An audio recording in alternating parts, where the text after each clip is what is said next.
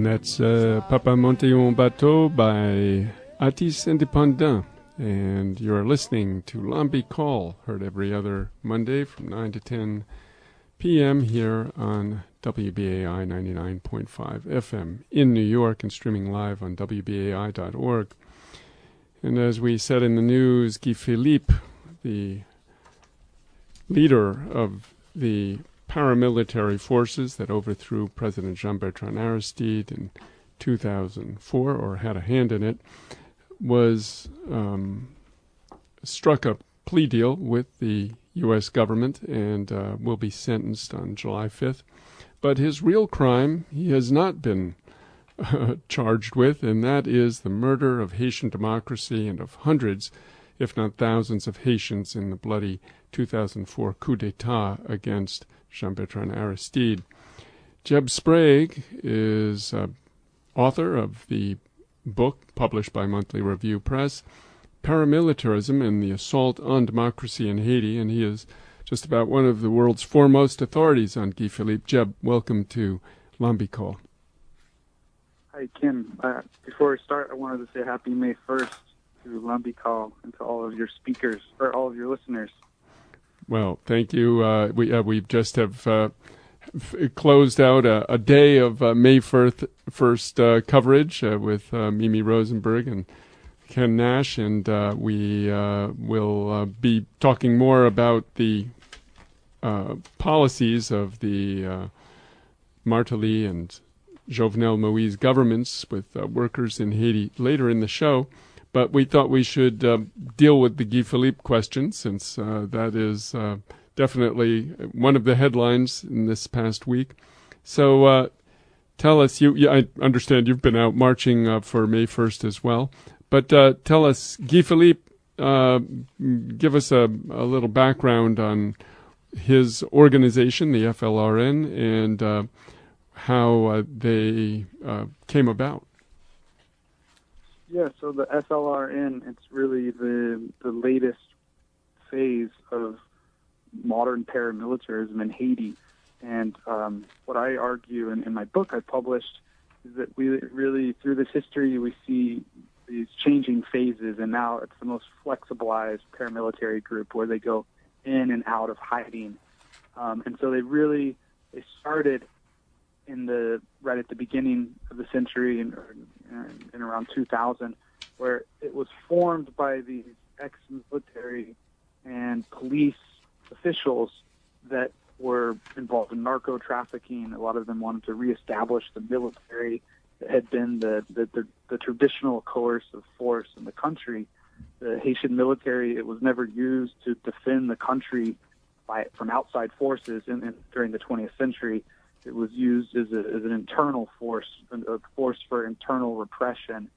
And so when that force was disbanded in 1995 by Jean-Bertrand Aristide, by the Aristide government, a lot of those former paramilitaries and former military men, some went into hiding, some were facing judicial proceedings for the first time in the history of the country. There were actually hundreds of cases held against paramilitary, ex-military men, financiers of these different groups. By far the most famous being the Rabateau trial, where they were filmed and actually played on Haitian television. In 2000. And so in 2000, then Guy Philippe, he and a few of these other these far right-wing police chiefs, they leave the country and they go into the Dominican Republic.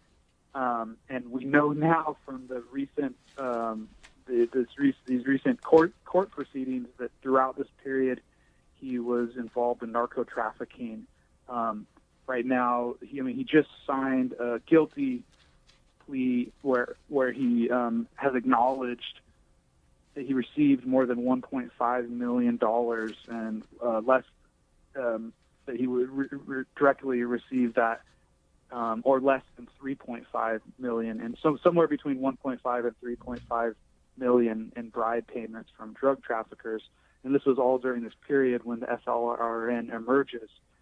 So what I found out and what I write about in my book then is that there is a military government clique within the Dominican Republic that start working with the paramilitaries, a number of Haitian far-right neo-Duvalierists, some real wealthy individuals who also start backing this new paramilitary force that forms. And so then between 2001 and the coup in February of 2004, this FLRN is used as this, what we could think of as sort of like a contra force, like, you know, with Nicaragua in the mid-1980s, a similar type of phenomena where they run these raids, these weekly raids into the country, some major attacks. They attacked the Peligre Dam, the main hydroelectric dam there above Port-au-Prince, and that, you know, it's this very destabilizing military intervention or paramilitary intervention that occurs there in the years before the coup. And so Guy Philippe, then, he's like the poster boy that the media is going to. I actually found where he lived in Santo Domingo, a very nice neighborhood. I interviewed Dominican officials that talked about him, you know, going to fat parties with them and staying over at their house. And so he had some very powerful connections. But there was another sort of group that actually led the attacks. He was more sort of the poster boy for the paramilitaries. There a guy named Joseph Bagadi Jr., Joseph Bagadi Jr., who U.S. Embassy cables talked about as being one of the main behind-the-scenes organizers. And the interesting thing about Joseph Bagadi Jr. is that when Baby Doc dies, he dies at Bagadi Jr.'s home in Port-au-Prince, and Bagadi, his father, Bagadi Sr., was arms procurer for Papa Doc. So we actually you can see back in this history that a lot of these old Duvalieris dinosaurs, that they're still around, and that these were some of the behind-the-scenes backers of Guy Philippe. And this was really the second generation. And we're speaking with Jeb Sprague, who teaches at University of California at Santa Barbara. He's a founder of the Haiti Analysis website, and, as we said, the author of Paramilitarism and the Assault on Democracy in Haiti. Is also authoring a series of articles being published presently in French in Haiti Liberté, the Capitalisme des Paramilitaires, and that for French readers is a very interesting series of articles. We're on number 5 now. Roger? Hi, Jeb. Yeah, it's been pretty obvious to all of us in the progressive camp that the coup d'état against Aristide was due to an alliance between the imperial powers, the armed forces, the paramilitary forces that you just mentioned, the bourgeoisie, and a slice of the middle class, the higher slice of the middle class in Haiti. Now that what I wanted to ask you is what happened to Guy Philippe in his understanding of his role in the coup, and why it seems so stupid, so out of touch in the way he considers his forces vis-a-vis the forces of the United States and the bourgeoisie, when he was claiming that he has a book and he was about to reveal names. Yeah. No, well, it's fascinating. And if you go back and look at it, what he said has changed at different points in time. But after the coup, and, you know, he rolls in there into Port-au-Prince right after Aristide is taken away by U.S. forces in the coup. And then a few days, I think less than a week after, Guy Philippe leaves the capital and he goes to his hometown there, Pestel, in the way far away from the capital. And basically then what I found in 2007, I visited one of these training camps where after the coup, they have set up these private military training camps. They have about half a dozen around the country where they have some of the former ex-army older officials to train young men, and a lot of these men go into private security type jobs. The interesting thing was, though, that they have the black and red Duvalieris flag up behind them, and there's a real far right-wing ideology to these camps. And so Guy Philippe was close with a lot of the people running this network. And so when you've seen, there's been a few occasions where you have these big marches of these young guys that are calling for the return of the military, and they're in the fatigues. Those are the guys that have been at those camps. And there's one right outside of Port-au-Prince that's very nearby. And I have a big piece that you can read about that. And so, I mean, just now, for my book and even some information I got after the book came out, we're really shining a light or understanding more clearly what happened then. Some of you might remember, for example, the infamous jailbreak in Gonaives in 2002. There's never been any article written on this, but it's covered in my book, where I found out through U.S. Embassy cables that there was a woman named Janice Elmore, who was a top U.S. intelligence official, probably working for the CIA, maybe the DAI, out of the U.S. Embassy, who in 2002, Defense Intelligence Agency. Mm-hmm. Yeah, she was meeting with Hugh Paris, who was the one of the top financial advisors to Cedros during the de facto regime. And Hugh Paris runs a business out of the Dominican Republic, Haitian elite, far right. And she met with Hugh Paris the day before the Gonaives jailbreak in Gonaives, and with some other right-wing police officials. And if you read the embassy cable, it's very clear that there was some sort of planning going on. And so there's a whole, what we know, the surface, what we know of history, we just sort of have the surface level understanding of history. But when you are able to uncover, what's going behind the scenes, and what elites are talking about, between one another rather than the public pronouncements, you get a deeper understanding of what was really happening and how, powerful forces, what they were doing inside of Haiti. And so I think that whole period, the Famille Lavalas government, it was a very much a resource-starved attempt to make some reforms in the country, but they were just death by 1,000 cuts. They were being attacked from all sides. And I think now moving forward past the coup, I think we're really seeing a political remaking of the country alongside a economic restructuring. And so as we see them, after the earthquake, what we could think of as this new shock doctrine, like that Naomi Klein talks about, right?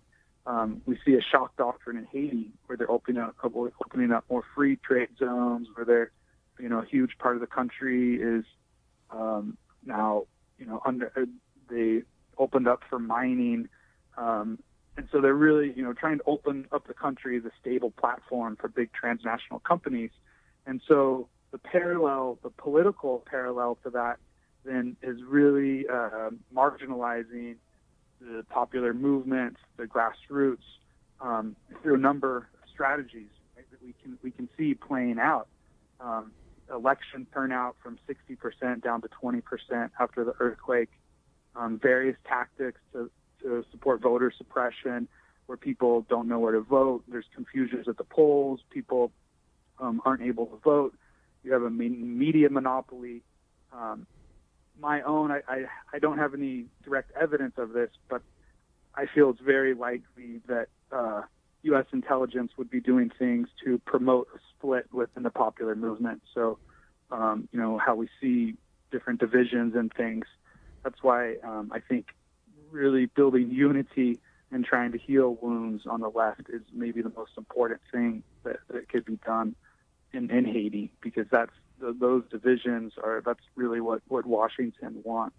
And we're speaking with Jeb Sprague, author of Paramilitarism and the Assault on Democracy in Haiti, teaches at University of California, Santa Barbara. Jeb, what is your read of why they've hung Guy Philippe out to dry? Is this a shot across the bow of the Martelly, Jovenel Moïse clique to tell them, mind your P's and Q's, you know who's boss, and we can come and get you anytime? What do you think? I think that could be part of it. We can look at other examples in El Salvador and other countries where the U.S. will, support death squads or some pretty heinous groups at one period in time, but then they can become an embarrassment, and they want these people to sort of fade away into, someone like Guy Philippe, who has so much negative baggage with him. They don't want him to be the new big senator in the country that's going to be in the media all the time. It really delegitimizes this, what I call this transnationally oriented political project that they try to put in place in these different countries. And so I think he had served a purpose, and maybe in the future, maybe part of this is to sort of, clean him up and get him back out, and they can use him again in the future. I'm not sure. But whatever the case is, there's a lot of names that he's not going to name. He's cutting deals with them. The head of Philippe's political party, Jean-Tel Joseph, right, who's just sworn in as the head of public security under the new regime. So, he's well connected, popular amongst this far right wing now that has taken over Haiti. But I think the problem, though, that these groups face and their big backers is that there's such a big part of the population in Haiti that is structurally marginalized. That they're not required by the global economy, and so it's this permanent emergency situation for them because they're unable to always have the coercive and consensual force to get all of these people to back them. And so they, at different times they have to use paramilitary groups, and other times they're trying to, go a more consensual route. But there's so many people that are marginalized that it's very difficult for them to contain. And so you have these popular movements that Jeb, people are. Yes. Just because we don't have much time, I wanted to really round this up myself. In my mind, okay. How do you see, because you're writing about something that might be very important, especially after they announced the withdrawal of the MINUSTAH troops in Haiti, and you have a new government. What makes them feel so confident that at this point they can arrest one of the minions while they may need those dark forces more and more to do repression in Haiti at this point when MINUSTAH is withdrawing and the police is not quite up to par yet? Because I've seen those demos in Haiti. I'm not sure the police is quite ready to handle the masses if they take to the streets. What is it in their plan to think that they can they have to take Guy Philippe out in a situation while they may need more of those paramilitary forces that you've been talking about? Well, I think it's a sign of their strength because they have so many other people that they can rely on there. Guy Philippe is only one man. And like I said, I think he was a loose cannon. He was becoming embarrassing. He'd give these radio interviews. They trained 25 officers, 125 soldiers in Ecuador who are back there. They have these cohorts of these guys that have been trained at these neo-Duvalieris private security camps. So they have a backup reserve force that they already have there. They, haven't brought it out in full to crack down on the popular movement. They're trying to use a police force, but I don't think they necessarily need Guy Philippe. They have other mechanisms within the country to use. And even if MINUSTA leaves, the U.S. Embassy is not leaving. There's still very powerful forces within the country that are still there.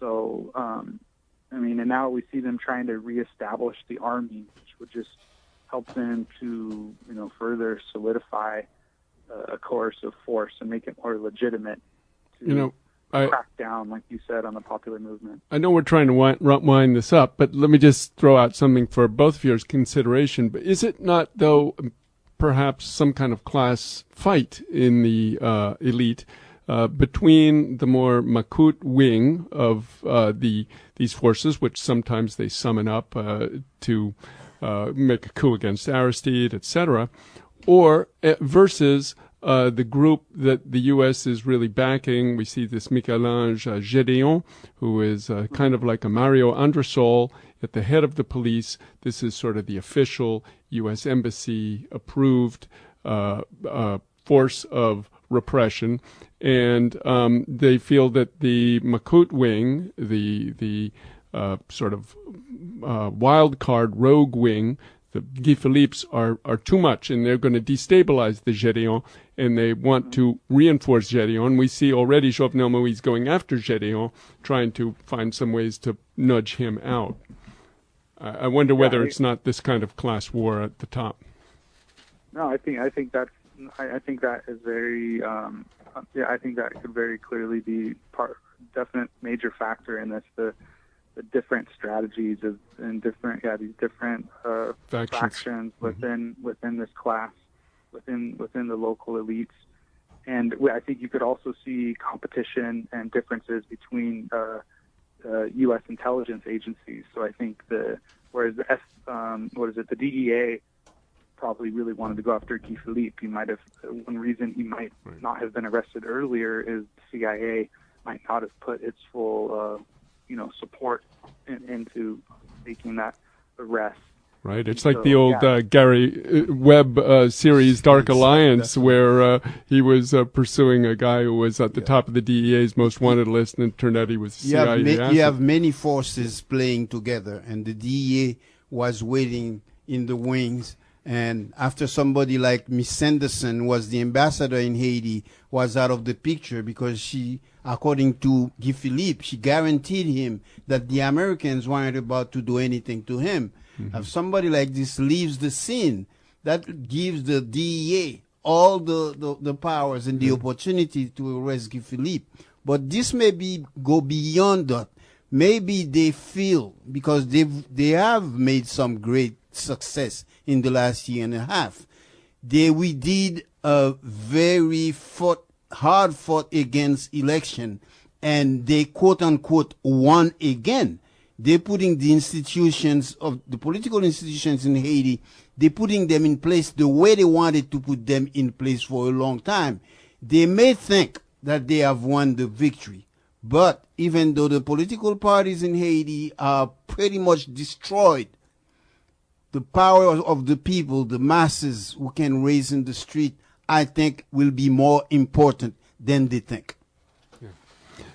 Jeb, we would like to go on with you this evening. We need to get you on the show more often, it appears. And thanks very much for your insights and the wrap up that you've given us. And we hope to get you back in. We've got to do a little bit on International Workers' Day here. And thanks for coming on Lanbi Call. Okay, merci. Okay. Do you? Okay, bye.